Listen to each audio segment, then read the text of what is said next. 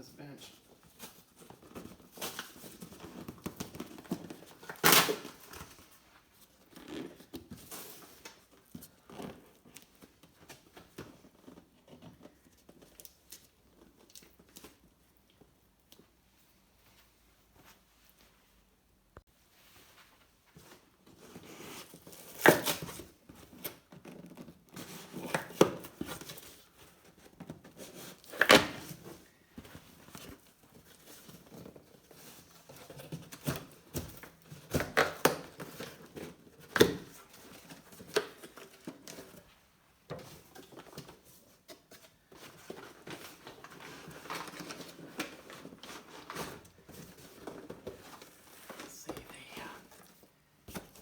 Ton of cardboard on either end. That's smart.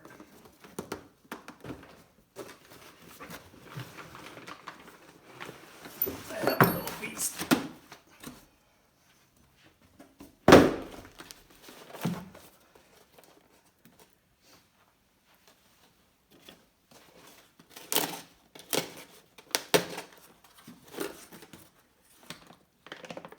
Shiny. Shiny son of a gun.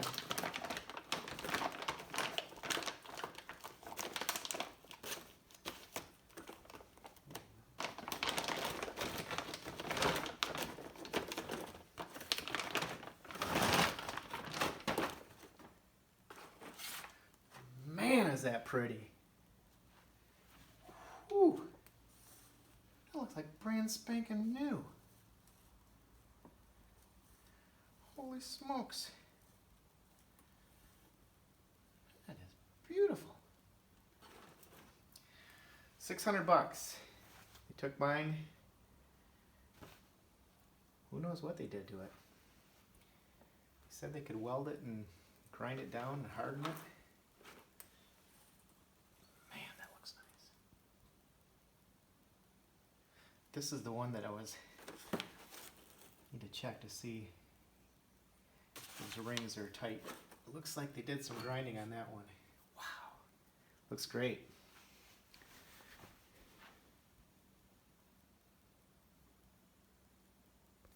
Okay, we're going to be rebuilding my 2.5 liter Mercury V6 outboard. It's actually a sport jet, but almost identical to the outboard. This cylinder had an issue, and I'll show you over here in the Hall of Shame. This is the liner that was in it. This guy was the piston, or what's left over of the piston, in hole number 6. Here's the connecting rod. What kind of force does it take to bend a connecting rod like that? A lot. Here's the oil pump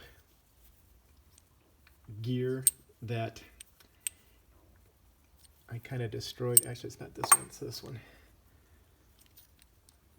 I destroyed taking it out. I didn't know how to take it out, and I screwed that up. But I'm not going to put a new one in anyway. Here's the reed valve that was on that cylinder. You can see it was chewed up fairly badly. I bought a replacement on eBay. Thought it looked good on eBay, but if you look closely, there's cracks in the rubber, and I don't want cracks in there. So I look at the ones that came off the mine. The other 5 cracks aren't. I don't know if you can see it, but these are smooth. There's no cracks in the. Can't get to focus.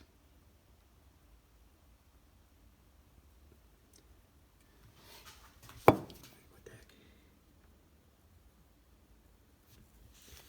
But there are no cracks in the rubber on this one. There you go, you can kind of see it there.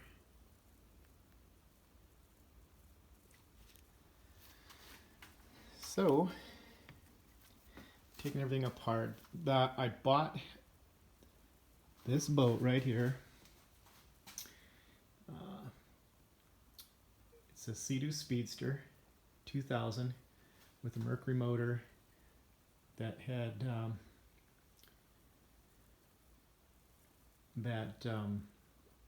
engine that was destroyed. And I basically got it for the price of the trailer. So I decided that I'm going to rebuild this motor myself. I've never rebuilt a motor in my life. Maybe an old Cox RC airplane motor, something like that. But nothing like this. But hey, you got to start somewhere. So if I destroy this engine, it's no skin off my nose. I can buy a rebuilt motor to replace it. So this is going to be a learning experience.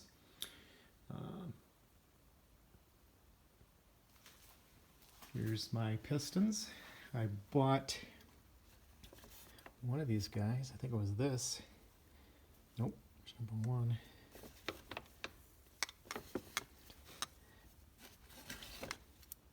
This guy. I bought this guy on eBay as a replacement. Looks just like my other ones, and it was a whole lot cheaper than buying a new one from Mercury. Hundreds and hundreds and hundreds of dollars cheaper to buy, and it's just as good as my other ones as far as I can tell. These are my old bearings. They're going to be replaced. This is the oil pump gear that I think was the issue. There might have been some shavings that came off of that guy and clogged up the oil line, and then starved that cylinder with oil and grenaded that piston. So I paid machine shop to replace this liner, and then they honed my cylinders. This one's perfect. It's standard size. These guys are all standard as well. They're a little bit bigger than standard, but I was thinking of punching it out, having the machine shop go with the next size over, 15 thousandths. But the guy said, hey, I think you're good. I think you're within spec, that it would run fine. So I'm going to put it back together with my standard pistons, and we'll see how it runs. If it's terrible and low compression, then I'll take the engine back out and I'll have it punched out to the next size over, and we'll put new pistons in it. But the price of new pistons, if you get aftermarket WSM pistons, it's not so bad. But drilling out each hole is, I think, $50, $75 a hole. So it adds up. So we're going to go with the standard size pistons, the ones that were in it, and we'll see what happens. Be a learning experience. If it doesn't work, then you guys can say, hey, I'm not going to do that. I'll just have it rebuilt to the correct spec. I'm also going to put in these Chris Carson reed valves. And I have a stuffer kit here as well. The stuffer kit adds more compression to the engine, which probably couldn't be a bad thing on a tired engine like mine. It's maybe we'll get it back up to standard. The reed valves are these guys here, these metal guys, and they're supposed to be tight, but you can see if there's air going in between, or if you can see daylight. I don't know if you can see it through here or not, but if you can see daylight between those, that's not good. So you can actually adjust them. You can bend them back so they don't have air there, and it'll be back fine. But they also can break. I've seen people, small town Bassin guy showed one of his engines that this thing broke, and it basically, I think he caught it in time, but it really caused some problems on the cylinder that it broke on. And this piece of metal can go down inside your engine and bang things around too. So apparently these fiberglass ones don't bend and they don't break. And so, and performance is supposed to be good. So we'll find out about that. But that's what we're going to do. So the engine was basically in pieces when I got it. Carburetor was together and all that, but I took everything apart and I checked out the carbs, and they are spotlessly clean inside, so they look good. And I grabbed all the bolts, tried to categorize them, or at least size and quantity and all that, and hopefully I can figure out where they all go. I know some of them, these are like the engine block bolts. Should be able to figure out where most of them go. Some of these smaller ones, I'll just have to check the manual and see if I can figure it out. So it'll be like a jigsaw puzzle. These are my head bolts, and I'm short one. Actually, how many is there? 1, 2, 3, 4, 5, 6, 7, 8, 9, 10, 11. They're supposed to be 24. And so I looked up the part number on Mercury's website, got the part number, and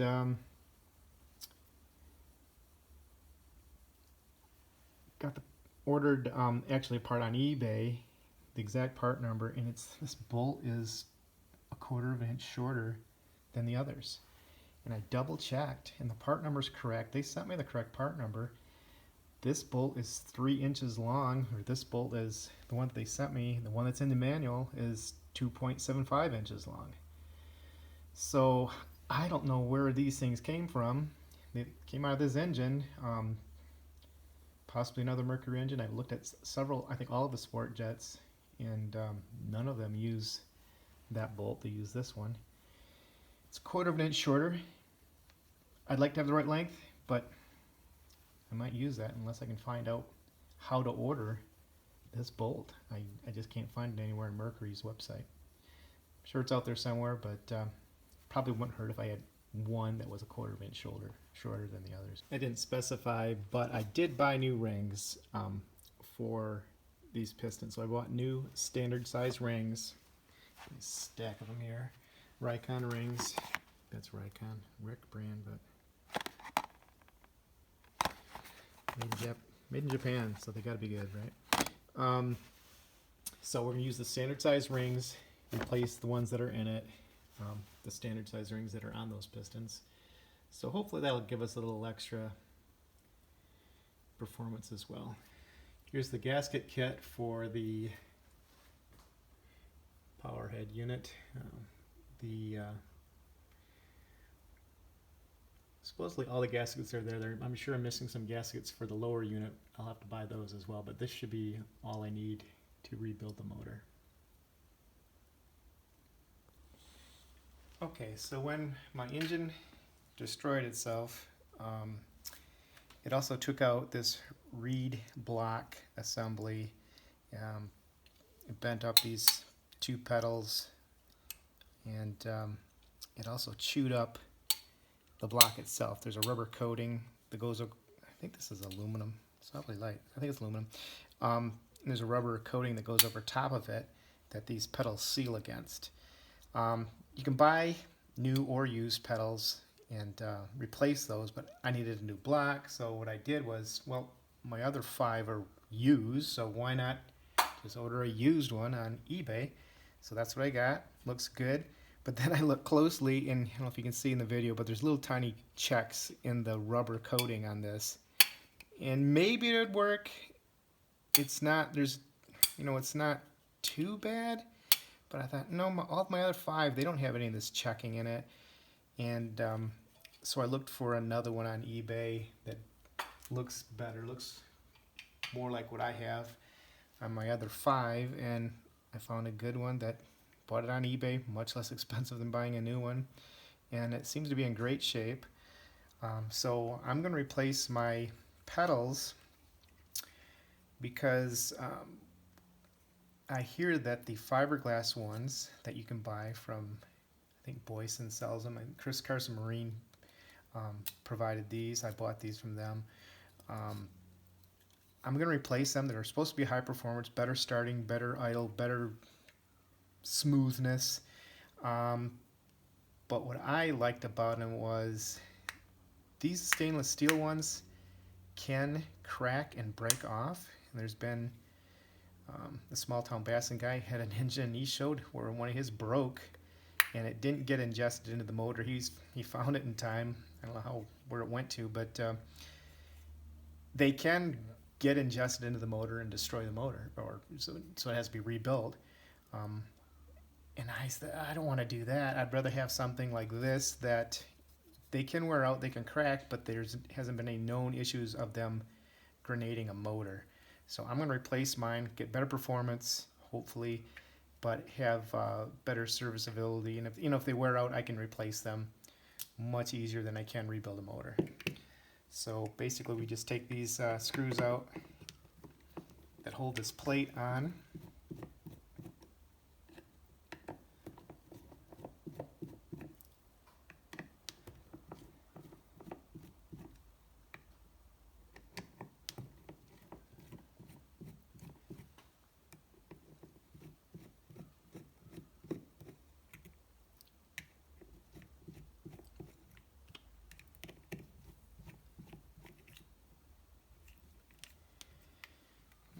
Looks like there was some oil on that thing.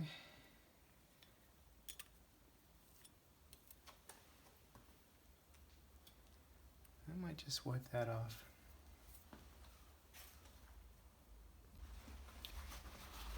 Yeah, there's some two-stroke oil on that.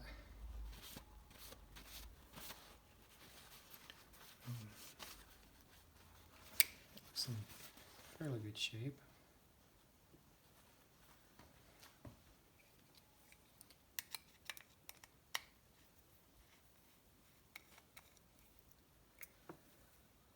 I bought these white lint-free cloths, hopefully to keep everything clean, and hopefully won't have any lint getting into the motor. These are microfiber, and I open the package and there's a big old ball of lint on one of them. So I just have to be careful. I guess they're really not lint-free. I haven't seen too many other pieces of lint since yeah, I mean, these things look serviceable. I just don't, if they can crack, I don't want to put it back in the motor. Maybe I can sell them on eBay to somebody that wants them. I don't know why you'd want to buy used pedals, but maybe. So, the new guys, there's 4 of them to a grouping. Just lay right on there.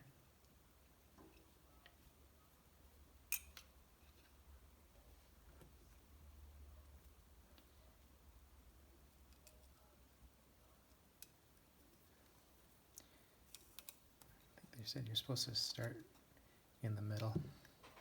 So I'll snug down the middle first, but I'm not going to snug any of them down yet. Just get them started.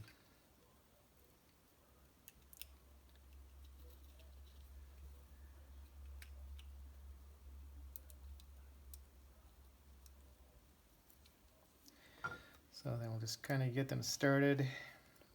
Not snugging them down yet, just making sure they're lined up. Thing looks good there.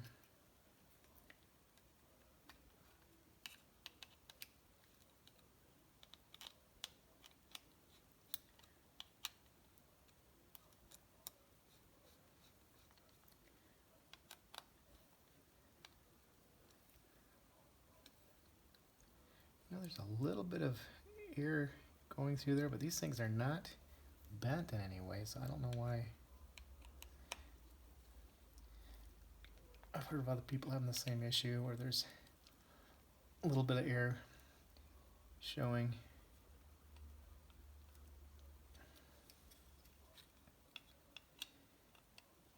And I've heard that I should probably use Loctite on this. I ordered some Loctite, so I will probably take these back out, and I don't know if I use the blue or the red Loctite on it. I've got the manual, and I'll double check that. I don't know if it actually said to use Loctite or not, but I'll probably use at least the blue Loctite on them. There's a locking washer on each one, but can't hurt to have a little bit of Loctite on them.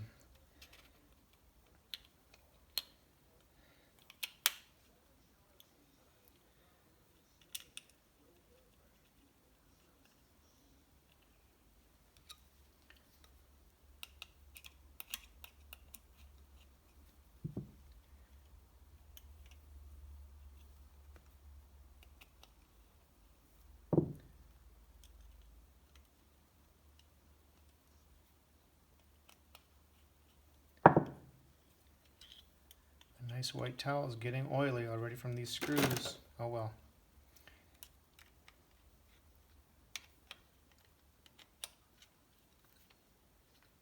Still looks lined up nicely.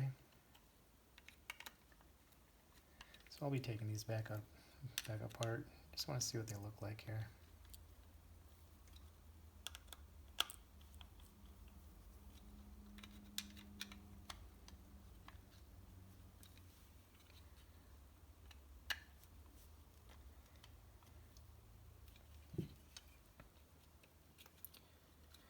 Seem to lay fairly flat. There's a couple of them that have just a little bit of a gap, but probably when it sucks in, it's going to seal really well. So yeah, it looks great. 5 more to go.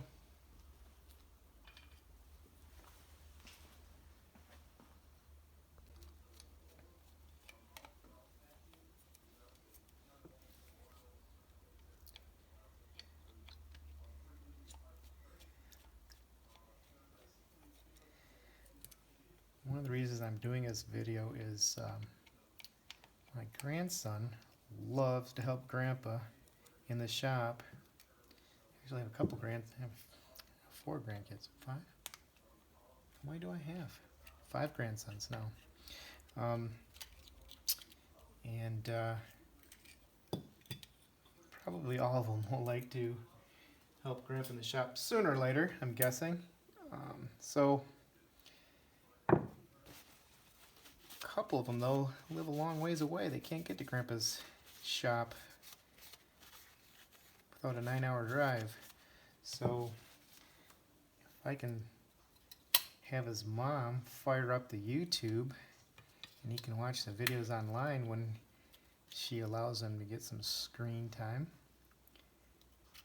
I don't know, I think he'd have fun watching this, so we'll see. See what Grandpa's up to.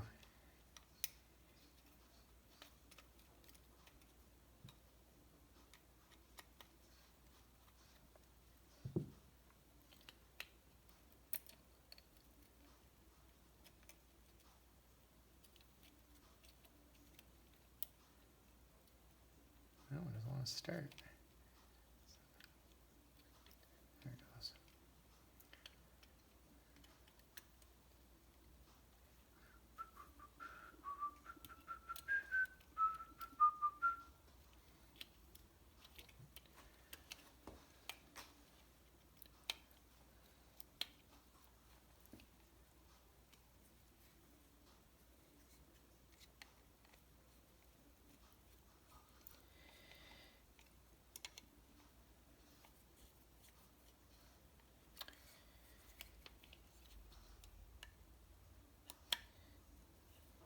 I wouldn't recommend using a drill, an impact drive, or anything like that on these. Snug them up with just a screwdriver so you can get a good feel for how much torque is there. It's looking good.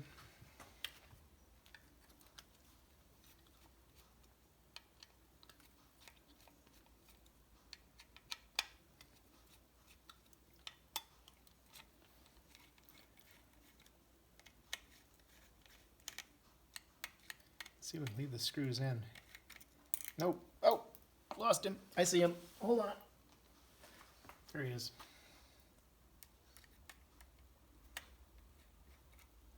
Guess my screwdriver's a little magnetized. That guy's still stuck in there. Alright, 2 more. Put this down. I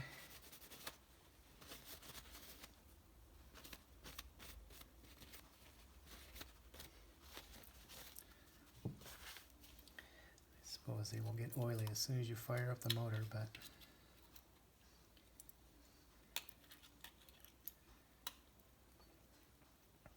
we'll keep it clean until then.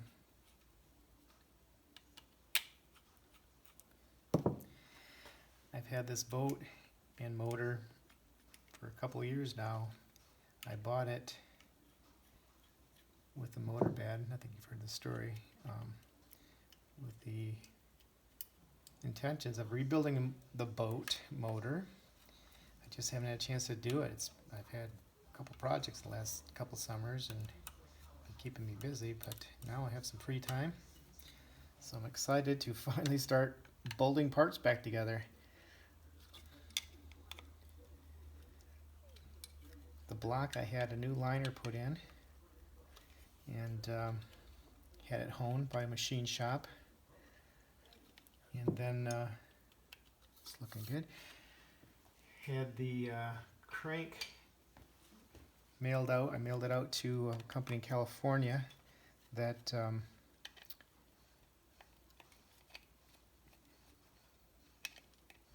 added metal and ground it back down, hardened it, and it came back fabulous. I mean, it looks like a piece of jewelry. As a matter of fact, it's right here.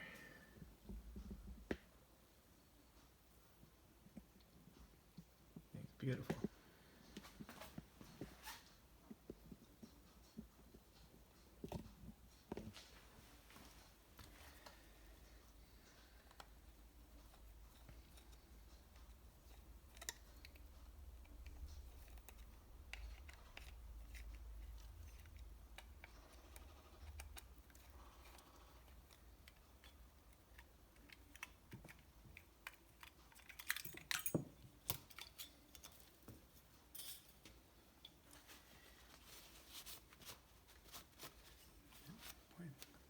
Look like there's little metal shavings in that one.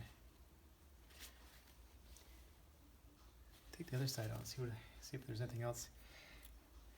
Is that metal? Look at my cloth, I don't see. Can't imagine how metal shavings would have got in there. Sarcastically.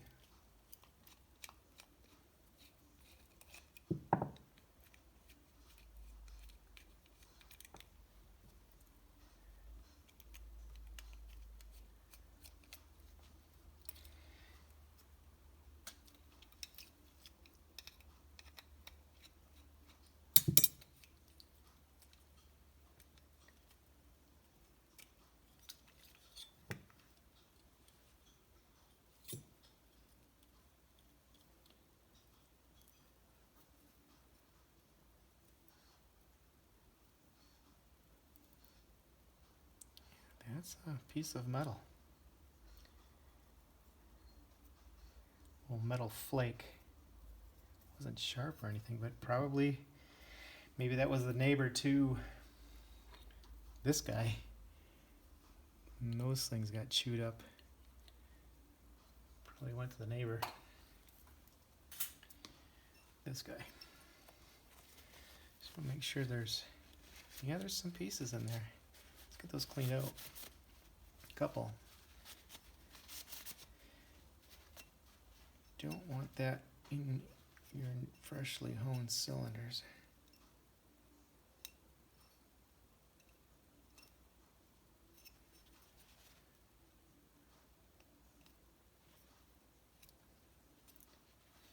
Yeah, little tiny flakes in that one. That nice and clean.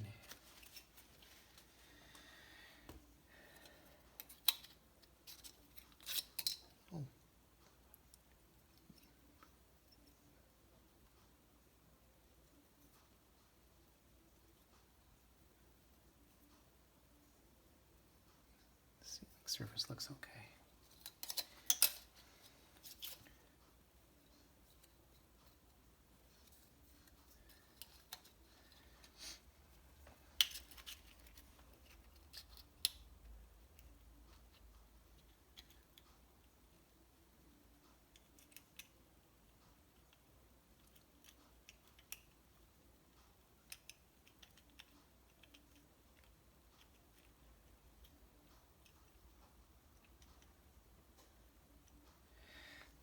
That finger is playing softball, fast pitch softball. When I was younger, when I was about 18, 19.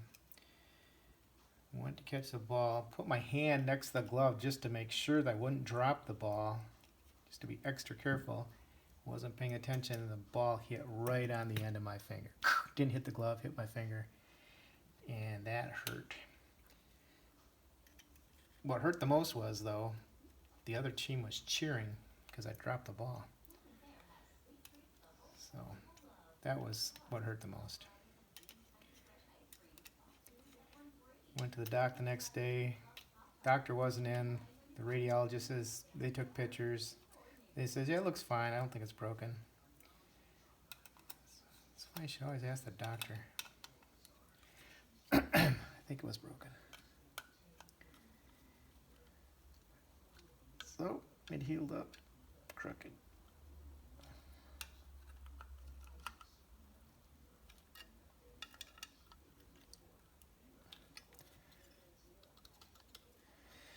That's beautiful. This is the fourth one I've done. When this is done, we'll have 2 to go. 6 blocks for this 6-cylinder engine.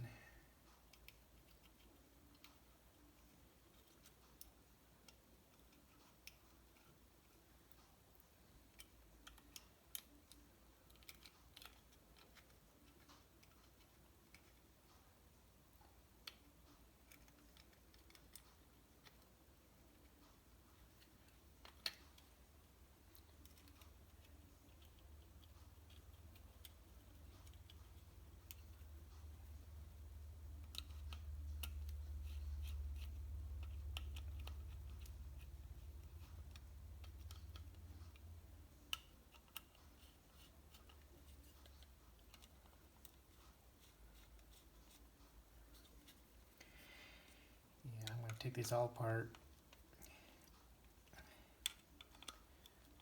Loctite them down, and double check the torque on each screw probably twice just to make sure. I just don't want these things backing out and falling in the engine. Look nice. 2 more to go.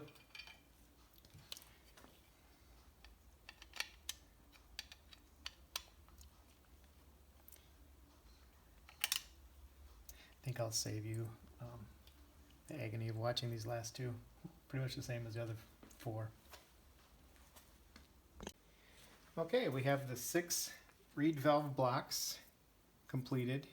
We have the new fiberglass reed valves on each of the 6. Now where these go is this intake manifold. The carburetors, there's 3 of them, 3 2-barrel carburetors, so 6 barrels. Like a tri-power on a Pontiac. So we'll have 3 of these guys, and on the other side of this manifold is you'll have a gasket. The gasket is in this. My gasket set here. It's in here somewhere. I think I saw it in there earlier. It's in there somewhere. But there's a gasket that goes over top of here. Then your stuffer blocks. There'll be 6 of them because there's 6 of these, and it'll go and you'll notice there's a shape to it that it actually has to match up with the other piece of metal on the other side, and I'll show you that in a minute. And I don't know if this is correct on this. I'll check it before I bolt it down, of course, make sure I got the right orientation. But the stuffer block goes down there, over top of the gasket, and then the reed valve goes on top like that, and then you'll have 6 of them. And that's the upgrade. The standard engine doesn't have these stuffer blocks. It sits like that. But what the stuffer block does, it increases the compression in the crankcase, which increased compression is supposed to, I believe, help out with the low end torque.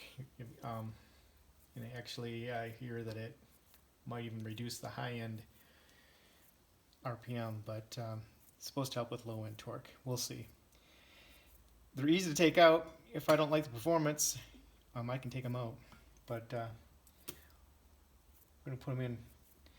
So there'll be carburetors intake on this intake manifold, the reed valves on top of that, and then the other half of the, or this is the